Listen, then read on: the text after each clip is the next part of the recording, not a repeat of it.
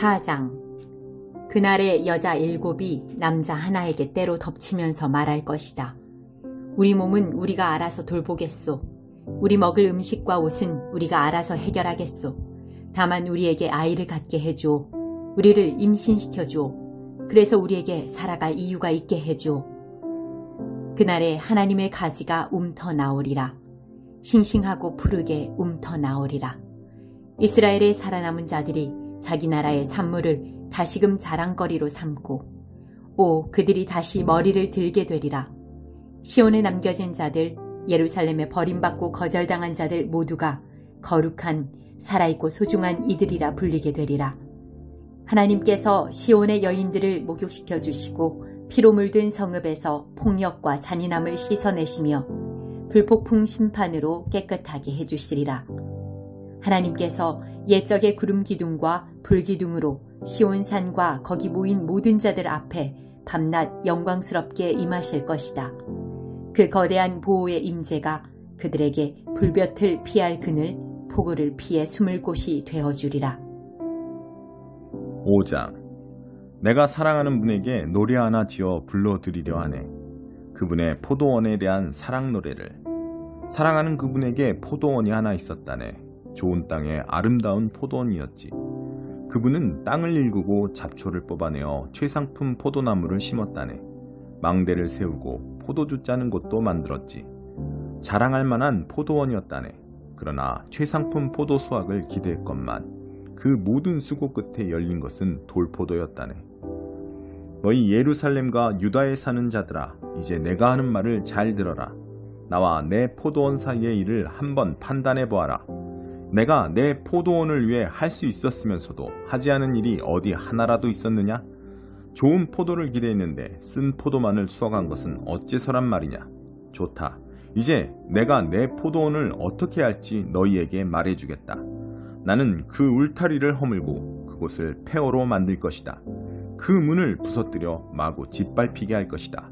그곳을 잡초밭, 버려진 땅, 엉겅퀴와 가시만 무성한 곳이 되게 할 것이다.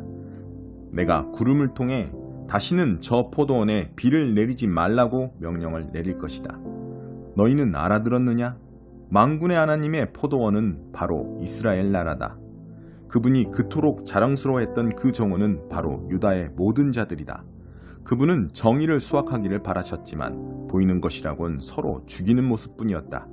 의를 거두기를 바라셨지만 들리는 것이라곤 희생자들의 애통소리뿐이었다. 집들을 있는 대로 사들이고 땅을 독차지하는 너희에게 화가 있으리라. 너희는 이전 주인들을 다 쫓아내고서 출입금지 편말을 붙여놓고 나라 전체를 장악했다. 모두를 집 없고 땅 없는 이들로 만들어버린다. 나는 만군의 하나님께서 말씀하시는 소리를 들었다. 의리의리한 집들 다 텅텅 비게 될 것이다. 호화롭던 사유지들 다 폐허가 될 것이다. 10,000평이나 되는 포도원에서 고작 포도주 1리터가 나고 10마리나 되는 씨에서 겨우 곡식 1말밖에 나지 않을 것이다. 아침 일찍 일어나서 아침밥도 먹기 전에 술잔을 들고 밤이 새도록 코가 삐뚤어져라 마셔대는 자들에게 화가 있으리라. 그들은 술자리에 하프와 플루트와 충분한 포도주에는 마음 쓰면서도 하나님의 일, 그분이 하시는 일에는 아무 관심이 없다. 내 백성이 포로가 된 것은 바로 이 때문이다. 그들의 무지 때문이다. 거물들이 굶어 죽고 서민들은 목말라 죽을 것이다. 식욕이 커질 대로 커진 스올이 닥치는 대로 사람들을 집어삼킬 것이다.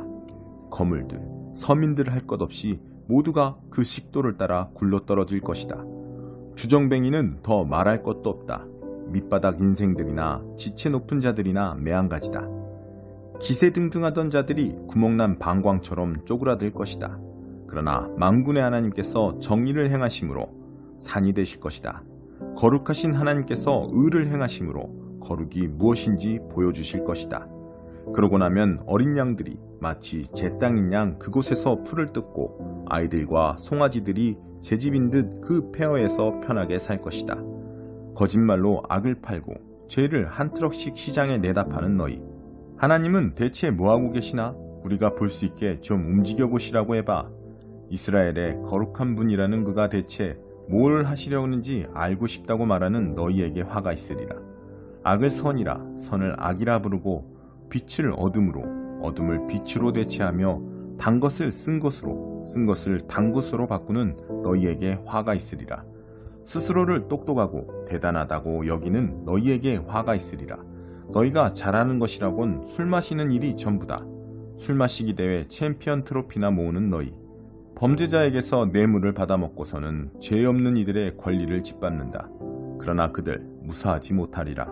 불에 나무가 그루터기까지 타버리고 마른 풀이 연기가 되어 사라지듯 그들의 영혼이 쭈그러지고 그들이 이룬 것들도 다 허물어져 먼지가 될 것이다. 그들이 만군의 하나님의 계시를 거부했고 이스라엘의 거룩하신 분에게 아무 관심도 없었기 때문이다. 그러므로 하나님께서 당신의 백성을 향해 불같이 노하시고 손을 들어 그들을 때려 눕히셨다. 그들의 시체가 거리에 쌓일 때 산들이 몸을 떨었다. 그러나 그분의 진노는 아직 풀리지 않았고 또다시 치시려고 주먹을 높이 들고 계신다.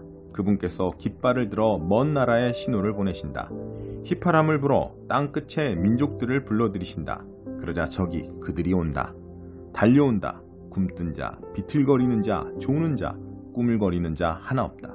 군복에 허리띠를 동이고 광이 나는 군화는 끈이 질끈 매여 있다. 그들의 화살은 날카롭고 활의 줄이 팽팽하게 당겨 있다. 말발굽에 편자가 박혀 있고 전차 바퀴는 기름칠되어 있다. 새끼 사자떼같이 으르렁거리며 귀청이 떨어져라 포효하는 젊은 사자떼처럼 달려와 먹이를 잡아채서는 끌고 간다. 누구도 구해주지 못한다. 그날에 그들은 포효하고 또 포효할 것이다. 대양의 파도소리같이 포효할 것이다. 그 땅을 샅샅이 살펴보아라.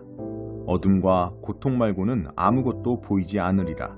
하늘의 모든 빛을 구름이 덮어 꺼뜨릴 것이다. 6장. 우시야 왕이 죽은 해에 나는 주께서 지극히 높은 보좌 위에 앉아 계시고 그분의 긴 옷자락이 성전을 가득 채우고 있는 모습을 보았다. 그분 위로 천사 스랍들이 머물러 있는데 저마다 6개의 날개를 달고 있었다. 둘로는 자기 얼굴을, 둘로는 자기 발을 가리고 두 날개로 날면서 서로를 향해 이렇게 외치며 화답하고 있었다. 거룩하시다, 거룩하시다, 거룩하시다 만군의 하나님. 그분의 빛나는 영광 온 땅에 가득하도다. 천사들의 소리에 바닥 전체가 흔들리더니 성전 안에 연기가 가득해졌다. 내가 말했다. 재앙이다. 재앙의 날이다. 이제 나는 죽은 목숨이다. 나는 이제껏 하나같이 더러운 말을 일삼았다. 하나님을 모독하기까지 했다. 나와 함께 살아가는 자들도 마찬가지다. 다 썩어빠진 말들, 불경스런 말들을 쏟아놓았다. 그런데 내가 여기서 하나님을 대면하다니, 왕이신 만군의 하나님을. 그때 천사 스랍들 가운데 하나가 내게 날아왔다. 제단에서 타고 있는 숯 하나를 부집게로 집어들더니 그 숯을 내 입에 대며 말했다. 보아라, 이 숯이 내 입술에 닿았으니 내 죄과가 사라지고 내 죄가 씻겨졌다. 그때 내게 주의 음성이 들렸다. 내가 누구를 보낼까? 누가 우리를 위해 갈까? 내가 소리쳐 말했다. 제가 가겠습니다. 저를 보내주소서. 그분께서 말씀하셨다. 가서 이 백성에게 전하여라. 귀를 쫑긋하고 들어도 알아먹지 못하리라. 뚫어져라 쳐다보아도 알아보지 못하리라. 이 백성을 손가락으로 귀를 틀어막고 눈가리개로 눈을 가린 바보 천치로 만들어라. 아무것도 보지 못하고 아무 말도 듣지 못하도록. 뭐가 뭔지 도무지 깨닫지 못하고 그래서 돌이켜 고침받지 못하도록. 소스라치게 놀라 내가 말했다. 그런데 주님, 언제까지 그렇게 하시렵니까? 그분께서 말씀하셨다. 성읍들이 텅 비어 사람 하나 남지 않게 될 때까지, 집들이 텅 비어 구석구석 황무지가 될 때까지, 나 하나님이 사람들을 모조리 멀리 쫓아내어 땅이 완전히 텅 빌 때까지다. 설령 10분의 1 정도가 살아남는다 해도 그들에게 다시금 참화가 덮칠 것이다.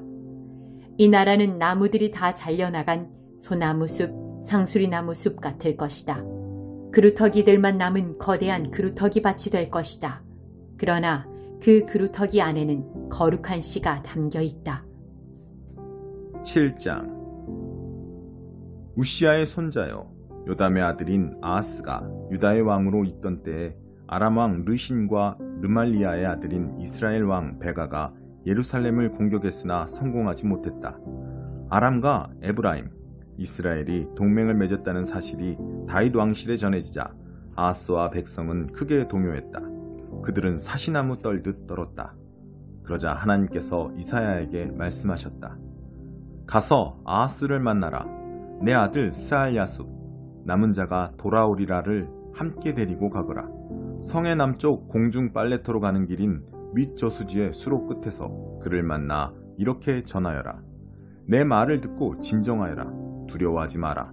다 탄 막대기에 불과한 그 둘 아람의 느신과 르말리아의 아들을 두려워할 이유가 없다. 큰 소리 치지만 그들은 아무것도 아니다. 아람이 에브라임의 르말리아의 아들과 더불어 너를 해칠 계략을 꾸몄다. 가서 유다를 치자. 결단내서 우리 것으로 삼고 다브엘의 아들을 꼭두각시 왕으로 세우자며 둘이 공모했다. 그러나 주 하나님께서 말씀하신다.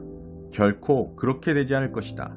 아람의 수도는 다마스쿠스고 다마스쿠스의 왕 르시는 그저 인간에 불과하기 때문이다. 에브라임도 65년이 지나기 전에 나라가 망해 돌무더기밖에 남지 않을 것이다. 에브라임의 수도는 사마리아이고 사마리아의 왕은 고작 르말리아의 아들에 불과하다. 너희가 믿음 안에 굳게 서지 않으면 도무지 제대로 서지 못할 것이다. 하나님께서 아하스에게 다시 이렇게 말씀하셨다. 내 하나님에게 표징을 구하여라. 무엇이든 구하여라. 통 크게 구하여라. 하늘의 달이라도 구하여라. 그러나 아하스가 말했다. 아닙니다. 나는 하나님께 그런 요구를 하지 않을 것입니다. 이사야가 그에게 말했다.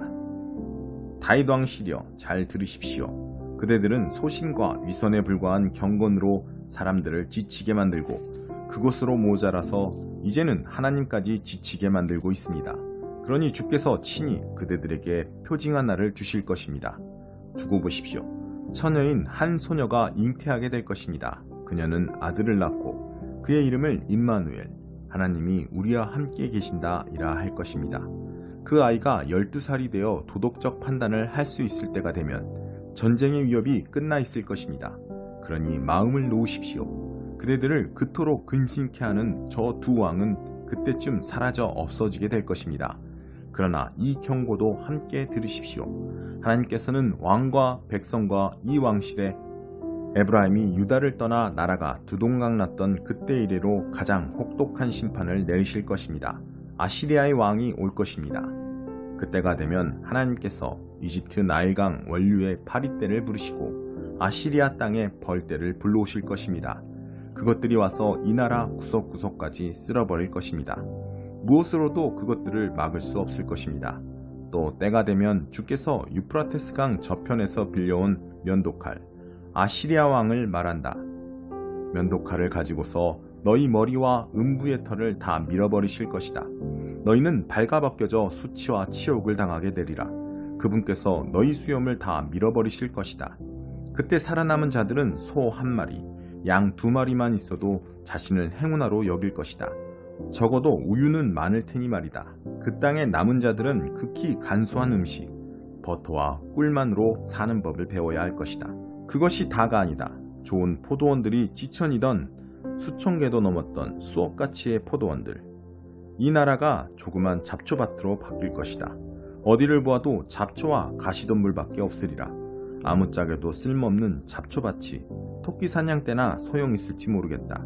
소와 양들만이 먹을 것을 찾아 이리저리 헤매고 다니겠지만 잡초뿐인 그 땅, 예전에 비옥하고 잘 가꿔진 과수원과 들판은 흔적조차 찾을 수 없을 것이다.